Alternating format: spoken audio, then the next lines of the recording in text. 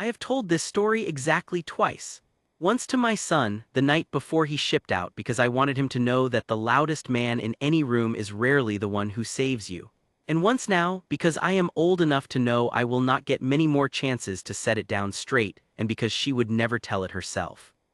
My name is Calvin Mercer. For 19 years I was an Army crew chief, which means I kept attack helicopters flying and I sat behind the gun when they did, and I will tell you plainly that I started out a hard man and a small one. I judged a pilot by their hands and a soldier by their swagger, and I had a special, comfortable contempt for anybody I decided had not earned their place. I am not proud of the man I was that spring. But you cannot understand what she did unless you understand how completely I had already made up my mind about her, before she ever spoke a word. Firebase Coil sat at the high end of the Halden Valley, a dry country of red rock and wind, where the mountains came down like a closing hand and left one road in and one road out. We were a small post, 91 souls if you counted the cook, which we did not always do, set there to watch the road and the two passes above it, because whoever held Coil held the throat of the valley. We had a wire perimeter and a ring of fighting positions and a single graded strip of dirt we called the flight line, where two attack ships and one worn-out utility bird lived under camouflage netting. The ships were our teeth. Without them, Coil was just 90 men in the open at the bottom of a bowl, with high ground on three sides held by people who wanted us gone. I tell you about the ground so you understand the weather, because in that valley the weather decided everything. The wind came off the high passes in the afternoon and filled the bowl with fine red dust, and by evening it could brown out a man at arm's length. Our pilots called it the curtain. When the curtain came down, the ships stayed lashed, because flying blind between those ridges was a way to scatter yourself across a mountainside. Every man at Coil had learned to read the light on the western pass and know how long he had before the curtain fell. It was the first thing she read when she stepped off her ship, and the last thing the rest of us thought she had any business reading. She arrived on an ordinary, irritating afternoon, ferrying us a replacement gunship to swap out one of ours that had gone down for a cracked tail boom. That was the whole of it as far as any of us knew.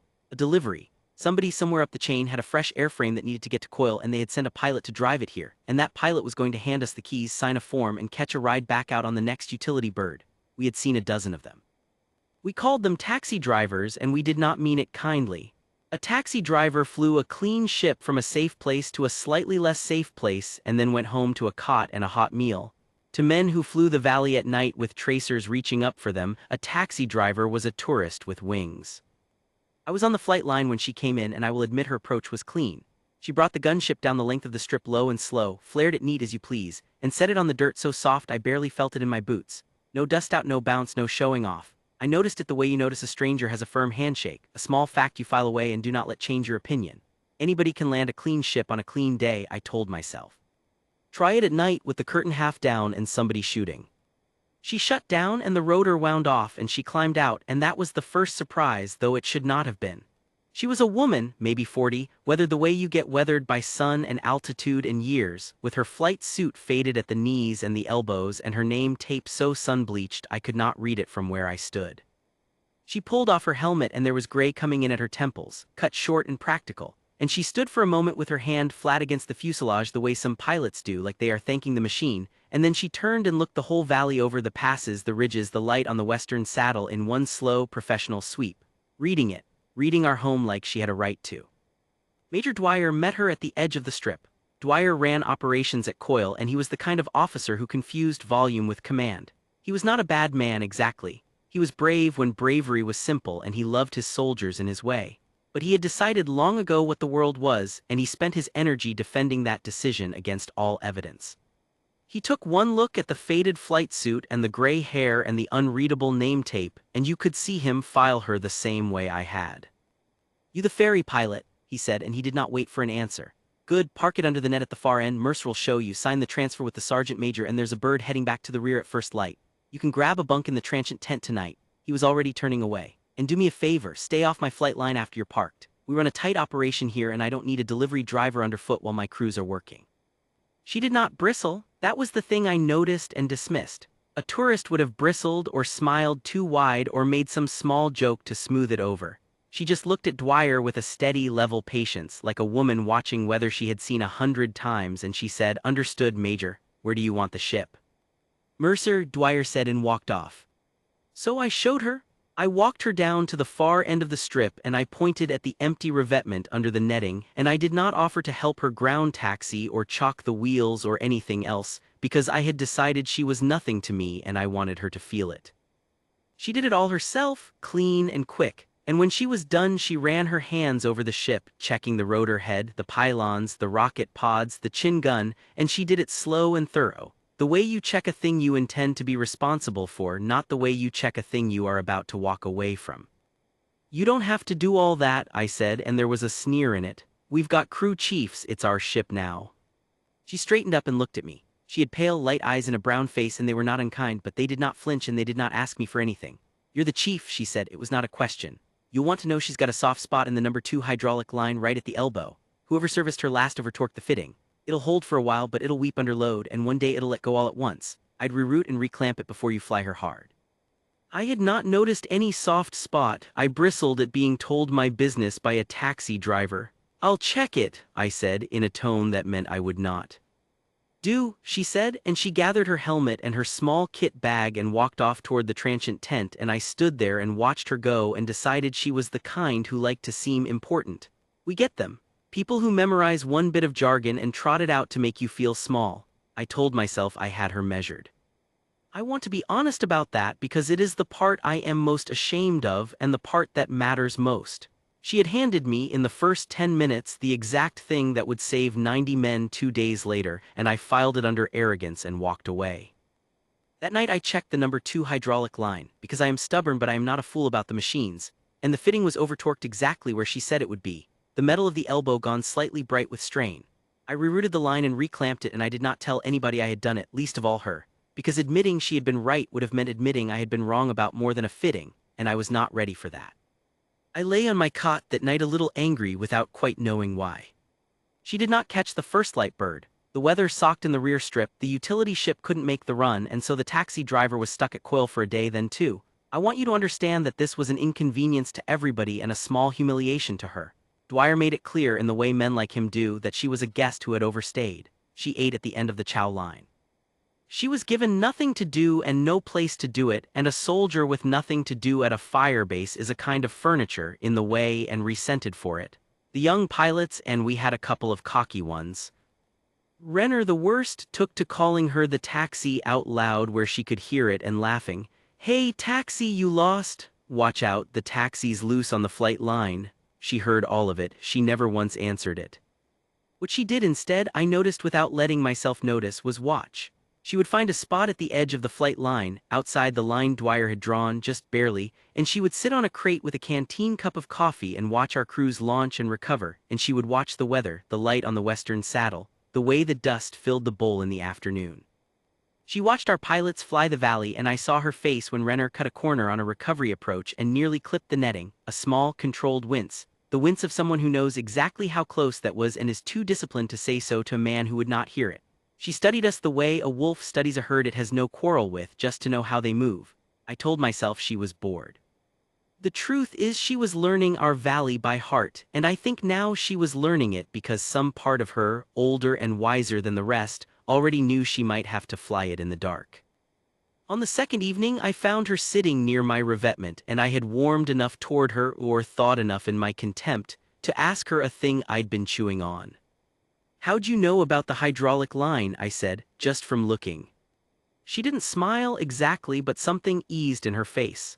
"I've had that exact thing nearly kill me," she said. "You learn the failures that almost killed you, you learn them better than your own name." She turned the canteen cup in her hands. "She fly all right otherwise." "She's a good ship," I said, grudging. "She is," the taxi driver agreed and looked off at the western saddle where the last light was going the color of a bruise. "Curtains coming early tonight," she said, almost to herself. "And there's no moon till late, bad night for the valley." She said it the way a farmer says it'll freeze, a fact with no fear in it, only respect. I should have asked her how she knew. I didn't. I went to dinner. They came that night. I have been in a lot of bad nights, and I will tell you that the worst ones do not announce themselves.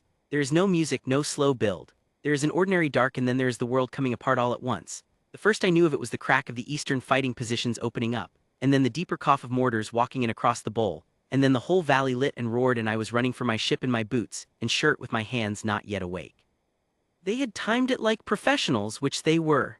They hit us when the curtain was down, the bowl already full of dust from the afternoon wind, the moon not yet up, so that our greatest advantage, our ships, would be lashed to the ground.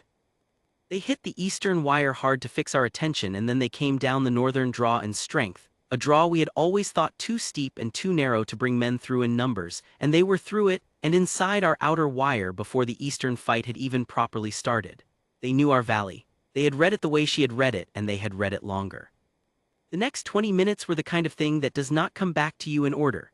I remember the satchel charge that opened the northern wire and the white flash of it.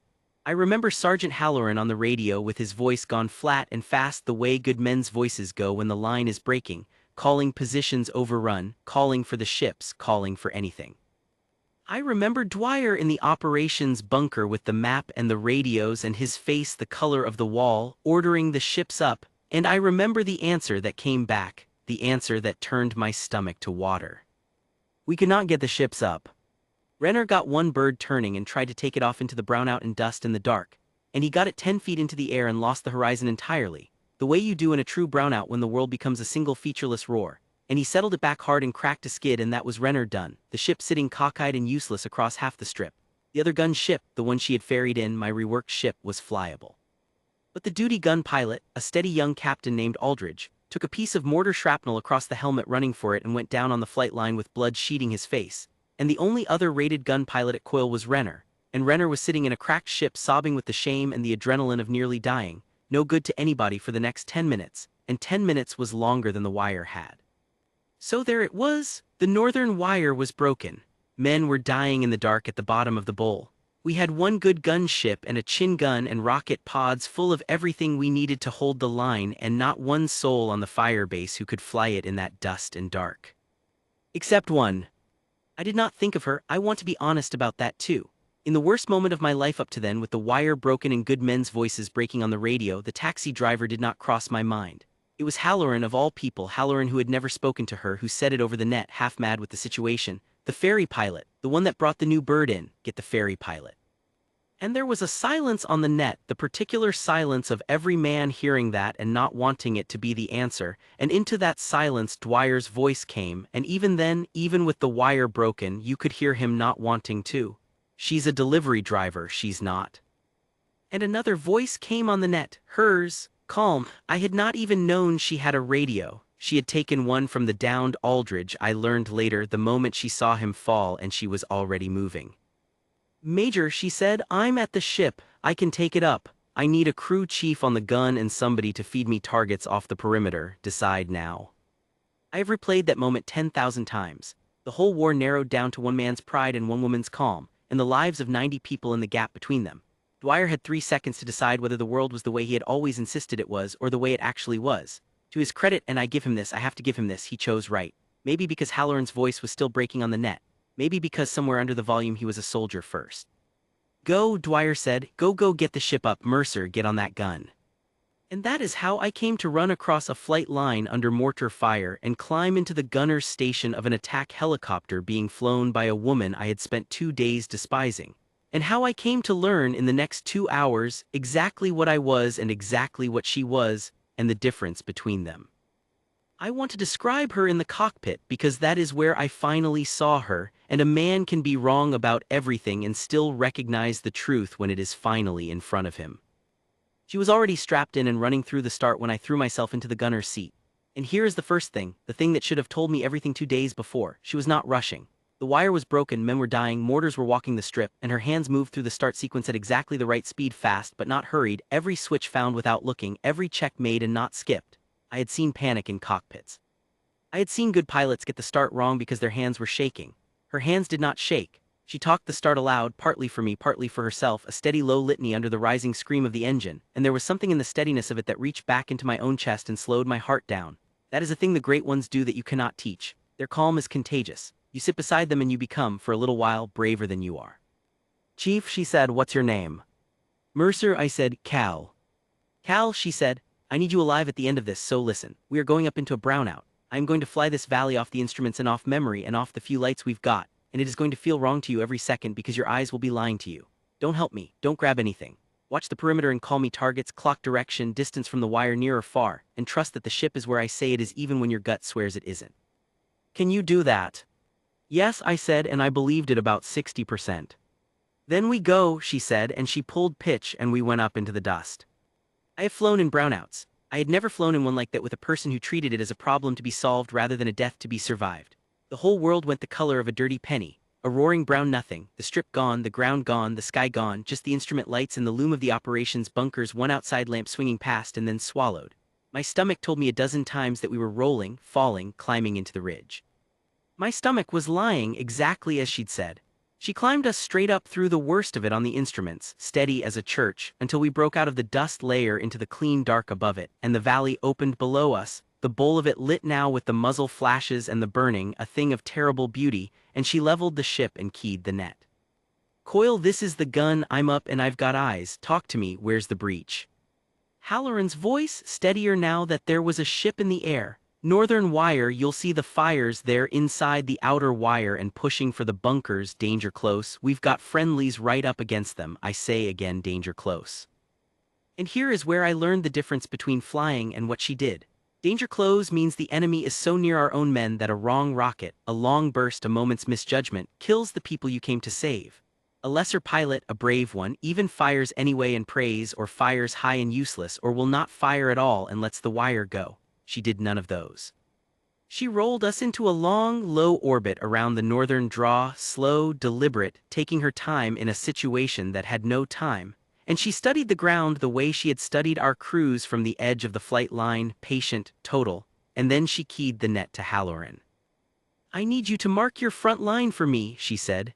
Every position that's still ours, pop a flare or strobe it, anything you've got, and I will not put a round inside that line. Do it now. And along the broken northern wire, little lights came on, strobes, flares, a man waving a chemlight on a string, a ragged glowing seam across the dark that said this is us, this is the edge of us and everything past it is theirs. She read that seam in one orbit and then she went to work. I have tried for 30 years to find words for the next 2 hours and I have never gotten them right, so I will just tell you what she did. She flew the valley like she had built it, she used the ridges. She would drop down behind the northern shoulder, out of the enemy's sight and out of their fire, and come screaming along the contour of the ground so low I could have counted rocks. And she would rise up over the lip exactly where she meant to, right on top of the breach, fire one short, surgical burst of the chin gun precisely into the gap between the strobed friendly line and the people coming through it, and drop back behind the shoulder before they could bring anything to bear on us. Then she'd do it again from a different angle, a different ridge, so they could never predict where the gun would come from. She never fired long. She never fired into the strobed line. Every burst was short and exact and 10 meters on the right side of murder, and every one of them broke the assault a little more. Cal, she'd say, level as a table, 2 o'clock, 60 meters off the wire, far side of the friendly strobes, group of 6 in the wash. Got 'em, I'd say, and put the gun on them, and she'd ease us to the firing line, and I'd fire and the wash would empty. Good, she'd say, holding for the next, don't chase the runners, let 'em run, we want the ones pushing the line. She never raised her voice. Not once in 2 hours did she raise her voice. The chatter on the net was breaking, men screaming, Dwyer shouting, the whole firebase a roar, and through all of it her voice came calm and clear and a little warm, like a woman talking a frightened animal down, and the animal she was talking down was all of us. The fuel and the ammunition. I have to tell you about the fuel and the ammunition because that is where the proof of her was, the proof I had thrown away 2 days before. Any fool can fly hard and shoot fast and run dry in 20 minutes and have to land in the middle of a fight, and then there is no gun in the air and the wire goes. She did not run dry. From the moment we went up she was managing it, telling me to fire short, conserving the rockets for the targets that needed rockets, planning her runs so she burned the least fuel for the most effect, calling the operations bunker to have my crew ready a hot refuel and a rearm so that when she did come down, and she came down twice in those 2 hours, dropping out of the dark onto the strip in the brownout, soft as you please, never shutting down. We had her topped and reloaded and back in the air in under 4 minutes each time, the rotor never stopping, the ship never cold. She had thought it through. She had thought it through 2 days ago, sitting on a crate at the edge of the flight line, watching our crews work and reading our weather and our valley, and I understood, sitting beside her in the dark, that the taxi driver had been preparing for this fight since the afternoon she landed. The way the only adult in a house full of children quietly notes where the exits are. And the hydraulic line. The number 2 hydraulic line, the soft spot at the elbow that she had handed me in the first 10 minutes and that I had reworked in the dark out of spite. Somewhere in the second hour, flying her hard the way nobody had flown that ship since it left the factory, that line came under exactly the load she had warned of. If I had not reworked it, if I had let my pride decide, that fitting would have let go all at once in the dark in the brownout danger close over our own broken wire, and the controls would have gotten heavy and then gotten gone, and that would have been the end of the ship and the gun and the line and the 90 men. It held because she had told me about it.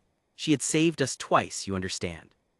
Once with her hands that night and once with her eyes 2 days before, and she never knew about the second one because I never told her until years later, and when I did she just nodded, as if it were the most ordinary thing in the world that a pilot should know her ship and a crew chief should listen. They broke before we did. That is the plain truth of a fight. When it goes right, there is no clean victory, just a moment when the enemy decides the cost is too high and the pressure comes off, and you realize you are still alive and so is the man next to you. Around the third hour, the assault on the northern wire faltered and folded and pulled back up the draw, dragging their hurt with them, and the strobed friendly line held, ragged and bleeding but whole, and the fires burned down, and the first gray of dawn came up over the eastern ridge and began to fill the bowl with cold, clean light, and the dust settled and the curtain lifted and the valley was ours. She put us down on the strip as the light came up. Soft, of course, she always landed soft. She rolled the throttle back and the rotor began its long wind down, and we sat there in the sudden enormous quiet, the kind of quiet that comes after a fight that rings in your ears louder than the guns, and neither of us said anything for a while. Her hands were finally still on the controls, flat against them the way she'd held the fuselage the day she landed, thanking the machine, or maybe just feeling it cool. "You did good, Cal," she said finally, quiet. "You called clean and you didn't grab anything, that's everything." I could not speak. I want to tell you I said something fine and worthy and I cannot, because I sat there with my throat shut, looking at the side of her face in the dawn light, at the gray at her temples and the sweat dried white on her flight suit, at the calm that had never once broken, and I understood all at once and far too late that I had spent 2 days despising one of the finest soldiers I would ever meet, for the crime of not announcing herself. I had judged her by her swagger and she had none, because the great ones never need it. The swagger is for men who are not sure. She had been sure. Now I will tell you about the salute, because that is the part she would want left out and the part the rest of us could never leave out, not as long as we lived.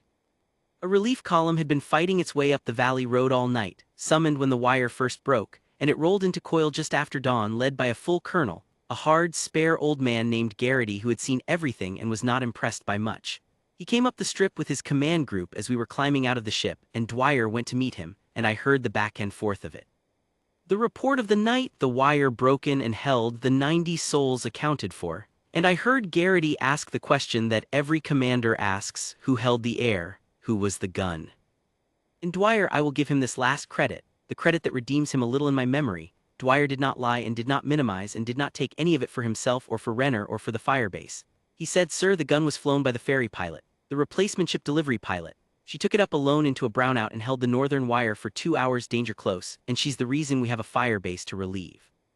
And I watched Colonel Garrity go very still. I watched a hard old man who was not impressed by much become, in the space of one breath, deeply and visibly impressed. "The delivery pilot," he said. "What's her name?" Somebody handed him the transfer paperwork she'd signed 2 days before, the form Dwyer had waved her off to go sign, and Garrity looked at it, and I watched his eyes find the name, and the sun-bleached name tape suddenly means something, and I watched his whole face change. Because she had not signed it as the taxi driver. She had signed it the way you sign a government form, with your rank and your name and your call sign for the record. And the call sign was a thing Colonel Garrity knew, the way every man who had flown attack ships in that war knew it, the way you know the name of the river you nearly drowned in.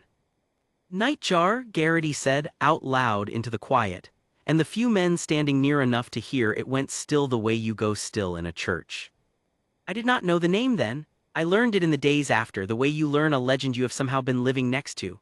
Nightjar, the pilot who had flown gun runs no sane person would attempt and lived, who had held lines that were supposed to be lost, whose record was studied at the schoolhouse and whose name was spoken by old pilots in a particular lowered voice. There was a save-up in the northern campaigns, years back, that they taught, a column cut off in a mountain pass at night in weather, written off by every staff and one gunship that came in over the ridge in the dark and held the pass until they got out, flown by a pilot who would not give her name to the after-action board and signed only with her call sign. Nightjar. She had stopped flying the famous missions years ago, by choice, I think, the way the best ones sometimes step back from the edge before it takes them, and had spent her later years doing the quiet, unglamorous work the legends are not supposed to do. Ferrying replacement airframes, driving the taxi, letting cocky young men call her the taxi to her face and saying nothing because she had stopped needing anyone to know. Colonel Garrity walked down the flight line to where she stood by the cooling ship, and the whole strip went quiet to watch. The relief column and the firebase soldiers and the aircrew and Dwyer and Renner with his cracked ship and me. And the colonel stopped in front of her, this hard old man, and he did the thing. He came to attention and he saluted her. It was not a casual salute. It was the salute you give a senior, slow and full, and held, the salute that says, "I am the one who owes you," and he held it until she returned it, and his hand was not entirely steady. And behind him, down the length of the flight line, you could see it move through the men like wind through wheat, the relief soldiers coming to attention, the firebase soldiers, the men from the broken northern wire who had been 10 meters from death all night, all of them turning toward her and coming to attention one after another, until the whole of firebase Quill stood at attention in the dawn for the woman they had called the taxi. Dwyer among them, his face working. Renner among them, who had laughed loudest, his head down, and me. She stood there in her faded flight suit with the gray in her hair, and she let them give it to her, because to refuse it would have been to make it about herself, and it was not about herself. It was about the 90 men who would see the next sunset. She returned the colonel's salute and held it for the line of them, level-eyed, steady, the same calm she had flown the whole night with. And the only thing she said, when Garrity lowered his hand and asked her if there was anything she needed, anything at all, the only thing this legend asked for, after holding a wire alone in the dark for 2 hours, was this. "My crew chief reworked a hydraulic line on this ship 2 nights ago that would have killed us all if he hadn't," she said. "Make sure that's in the report. And these soldiers held the line on the ground all night with a broken wire. I just flew over the top of them. They're the reason we're standing here." She nodded at Halloran's men, at the dirty, exhausted soldiers from the northern fight. "Salute them." And Colonel Garrity, after a moment, turned and did. I never flew with her again. The weather cleared that afternoon and she ferried Renner's cracked ship out for repair the next morning, since it was, after all, a delivery and that was her job, and she went back to doing it. She shook my hand on the flight line before she left. Her grip was firm. I had noticed that the first day and dismissed it. I did not dismiss it now. "You're a good chief, Cal," she said. "You listen, most don't, that's the whole job." And then, because she had clearly seen straight through me the entire time, she added with the closest thing to a smile I ever saw on her, "Even when you don't want to." I tried to say something. I tried to apologize for 2 days of contempt, for the sneer at the revetment, for the taxi, for all of it. She did not let me. "Don't," she said gently. "You came when it counted. You ran across a flight line under fire and got on the gun for a pilot you'd never seen fly. That's not nothing, Cal, that's the thing, the rest is just noise." She pulled on her helmet. "Take care of these soldiers, watch your western saddle." And she lifted Renner's ship off the strip, soft and clean, and turned it down the valley and flew out of my life into the legend where she belonged. I have thought about her every day for 30 years. I think about her when I meet a young person everyone has decided is nothing. The quiet one, the one without the swagger, the one doing the unglamorous job at the end of the chow line. And I remember that the loudest man in the room is rarely the one who will save your life. And the woman everyone calls the taxi may be the finest pilot who ever lived, sitting on a crate at the edge of your flight line, reading your weather, knowing your valley better than you do. Waiting without complaint for the moment you finally need her to be more than what you decided she was. I think about the hydraulic line, about how she handed me the thing that would save us in the first 10 minutes, freely asking nothing, and how I nearly threw it away out of pride. I think about how much I almost cost 90 men because I could not stand to be corrected by someone I had decided was beneath me. And I think about how she never knew and would not have cared because to her it was simple. A pilot knows her ship, a chief listens, and men go home to their families. That was the whole of it. The rest is just noise. I told my son this story the night before he shipped out, and I will tell you what I told him, which is the only wisdom I have ever been sure of.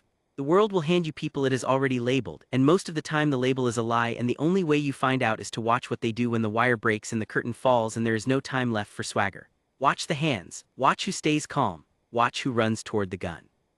And when you find that one, the quiet one, the steady one, the one who reads the weather and knows the failures that almost killed her better than her own name, you come to attention, son, and you keep your mouth shut, and you learn everything you can while you have the chance.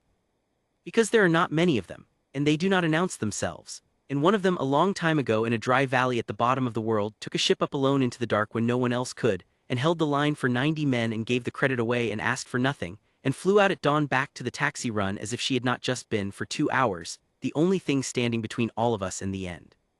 They called her the taxi driver. The net answered to Nightjar. And I stood at attention in the cold gray dawn with the whole of firebase coil, and I have been standing there in some quiet corner of myself ever since.